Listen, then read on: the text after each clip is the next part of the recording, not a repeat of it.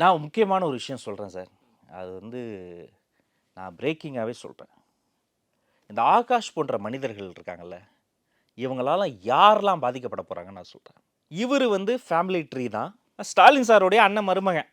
Family tree தான் வைங்களேன். ஆனால் அவங்களுக்கு திடீர்னு ஒரு அபரிமிதமாக 400 கோடி உங்களுக்கு கொடுத்து, நம்ம முரளி பையனில் ஆரம்பித்து சிவகார்த்திகேயன் வரைக்கும் படமிடு அப்படின்னு சொல்லி, கலைஞர் ஒரு பராசக்தியில் ஆரம்பித்தார். இவனுங்க ஒரு பராசக்தியில் ஆரம்பித்து அதை முடிச்சு விட்டானு. இப்போ ஏன் அவர் ஓடினார்? பராசக்தியுடைய டேக்லைன் பார்த்தீங்களா? அஞ்சாமை திராவிடர் உடமையாடான்னு டேக் வச்சுட்டு அலறி அடிச்சுட்டு ஓடிட்டாங்க. என்ன சில செய்தியாளர்கள் சொல்கிறாங்கன்னா, மாட்டிக்கிட்டா சில ஏதாவது ஒரு பிளட் டெஸ்ட்டோ ஏதாவது ஒரு ட்ரக் டெஸ்ட்டோ எடுத்தா அதில் ஏதாவது ஒரு நெகட்டிவான ரிசல்ட் வந்ததுன்னா இந்த கேஸ் அப்படியே நார்கோட்டிக்ஸ் கேஸாக மாறும். ஏற்கனவே பிரபலங்கள் வீட்டில் அப்படி நடந்திருக்கு.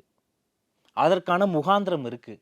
ஏற்கனவே டாஸ்மாக் அமைப்பினுடைய உச்சபட்ச ஒரு அதிகாரி கையை தூக்கிட்டாரு.